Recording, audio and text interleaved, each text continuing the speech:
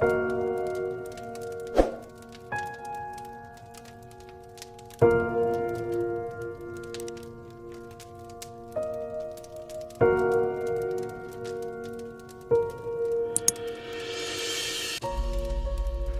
yang kamu rasakan saat ini pada saat melihat deretan angka ini? Video ini saya buat bukan untuk memberikan ketakutan kepada kamu, tapi justru keberanian dan kekuatan.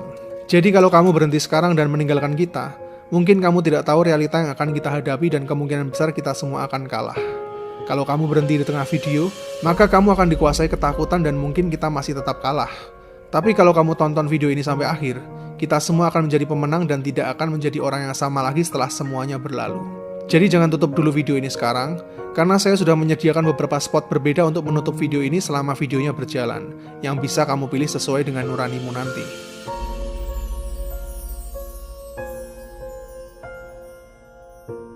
Di video sebelumnya kita semua telah belajar untuk berdamai dengan diri sendiri.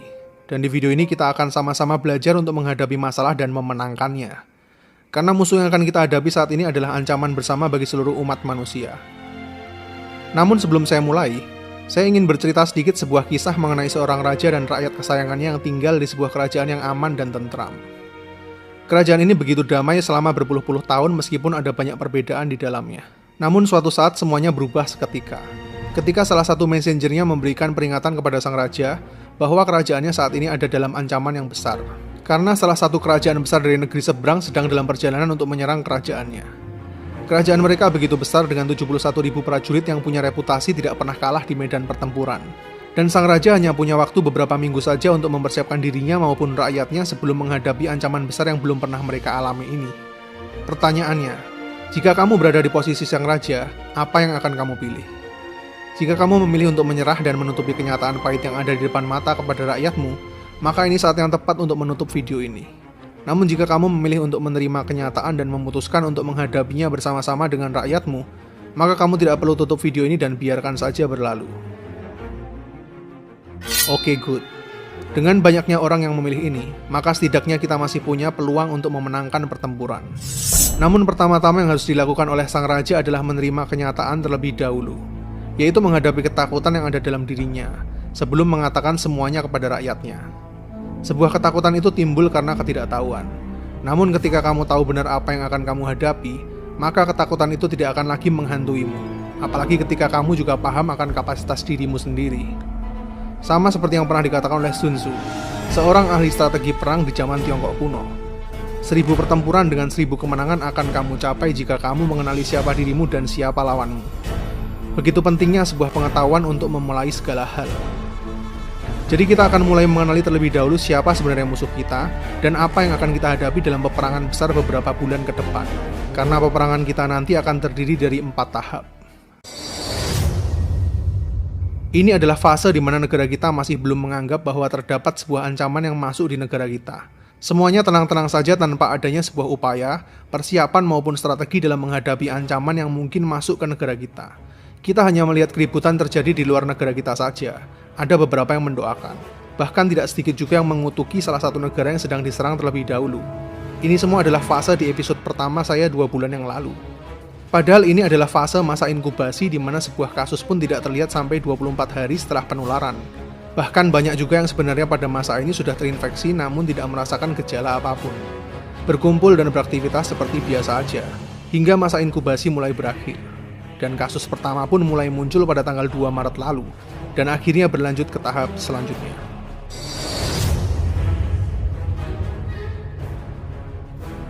Ini adalah fase yang sedang kita alami saat ini. Fase di mana ancaman mulai muncul di mana-mana. Karena 2 hingga 3 minggu masa inkubasi tahap awal mulai berakhir.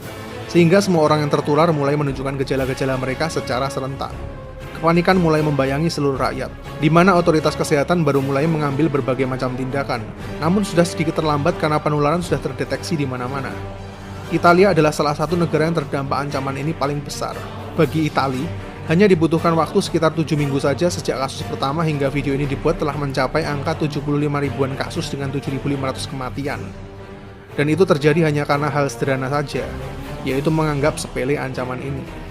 Dan nampaknya negara kita punya kemiripan karakter ini, bukan? Mungkin negara kita hingga video ini dibuat masih menunjukkan sekitar 900 lebih kasus. dengan 80 kematian mulai dari ditemukannya kasus pertama di awal Maret. Namun apakah angkanya sudah cukup valid? Sama sekali tidak, saya rasa. Karena angka-angka itu baru muncul ketika para suspek itu dengan inisiatif sendiri memeriksakan diri mereka. Bagaimana dengan yang tidak merasakan gejala apapun? Belum lagi sistem kesehatan negara kita yang di fase ini belum siap benar dan tidak memiliki SOP memadai. Bahkan peralatan yang dibutuhkan untuk testing sekalipun. Situs Our World in Data memiliki perhitungan sendiri untuk menghitung laju penggandaan virus di setiap negara.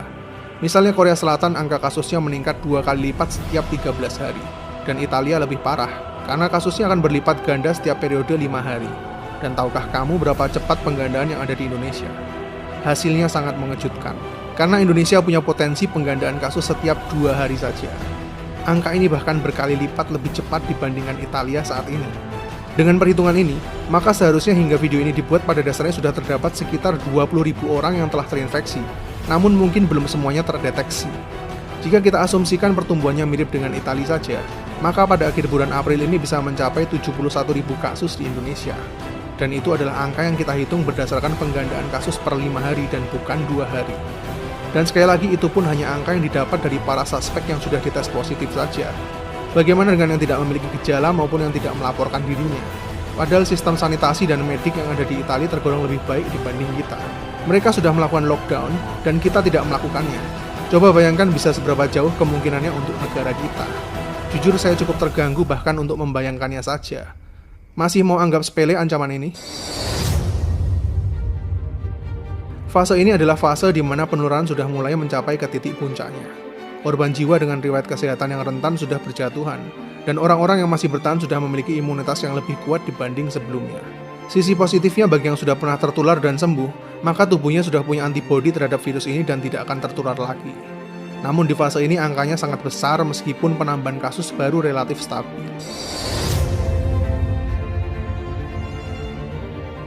Fase ini adalah fase terakhir ketika penularan sudah mulai menunjukkan tren yang terus menurun. Meskipun setiap fase tidak bisa diprediksi waktunya tergantung penanganan dan kebijakan setiap negara tentunya.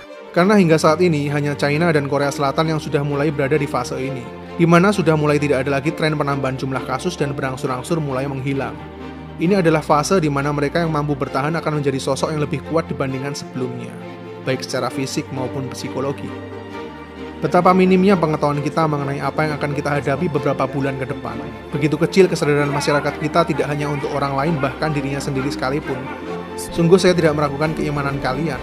Namun jika bukan untuk diri sendiri, setidaknya lakukanlah untuk keluarga atau orang tua terkasih kita yang tidak layak menerima ancaman ini.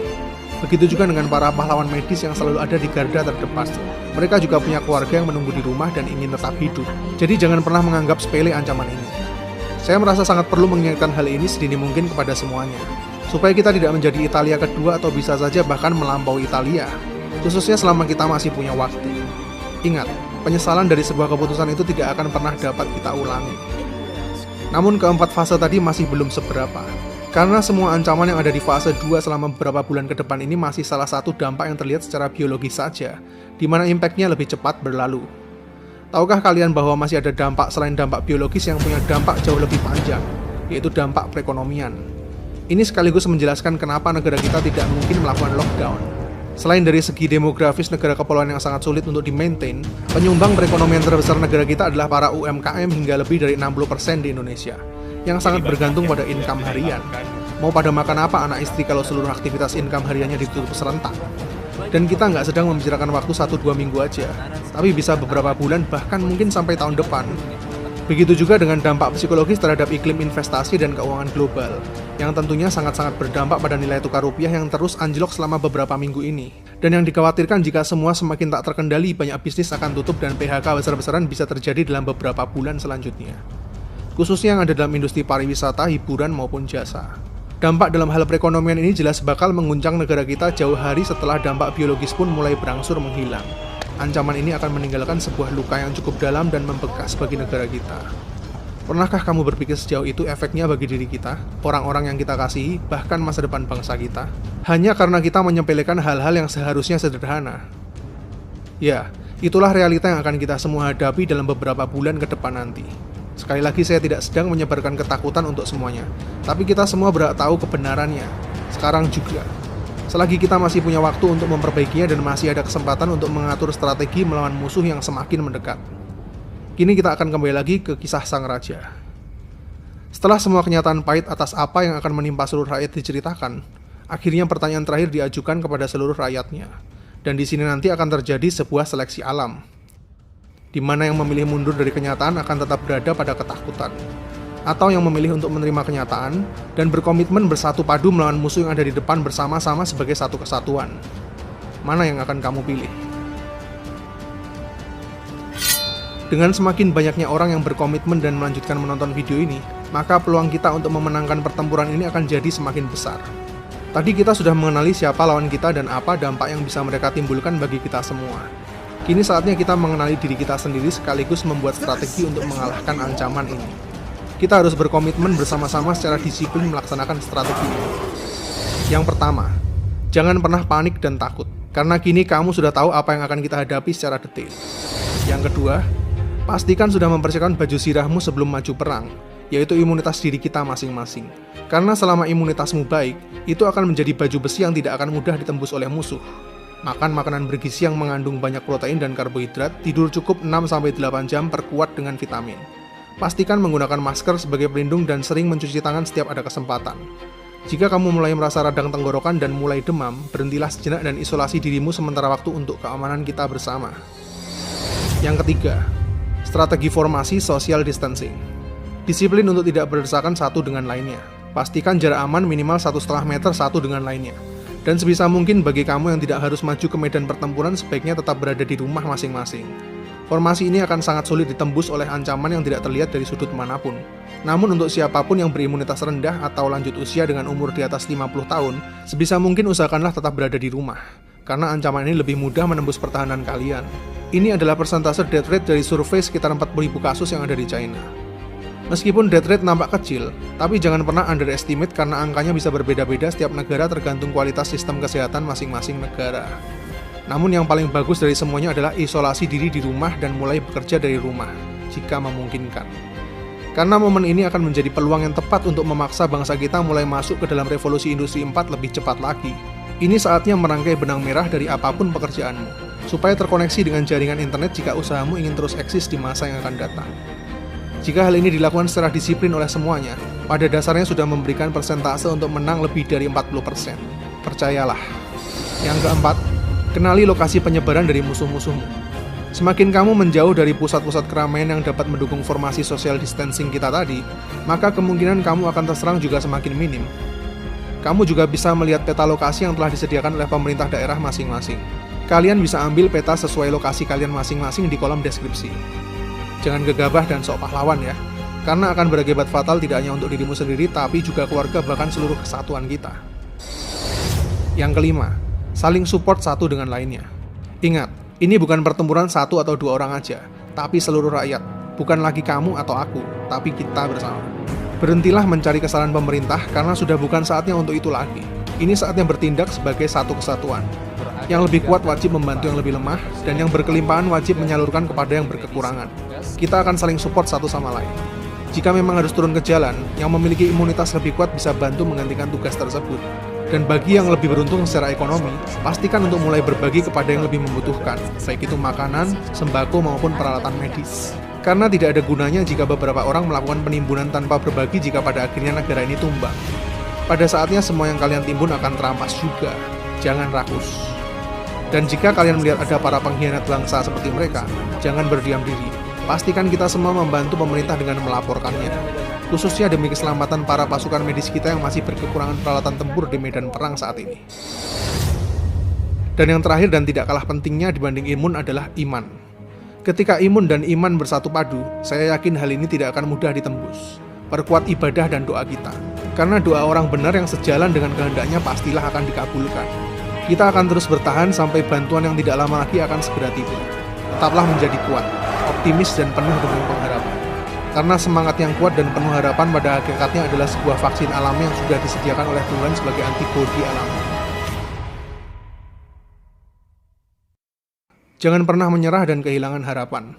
Karena semakin hebat dan kuatnya sebuah pedang, ditentukan dari seberapa keras pedang tersebut ditempa dalam bara yang sangat panas. Begitu juga dengan manusia. Orang-orang hebat lahir dari seberapa keras hidupnya diuji dan tetap berdiri tegak.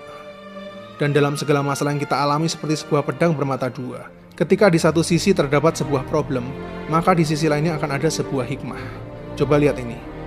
Ini adalah gambaran bumi kita sebelum dan sesudah ancaman global menyerang dunia.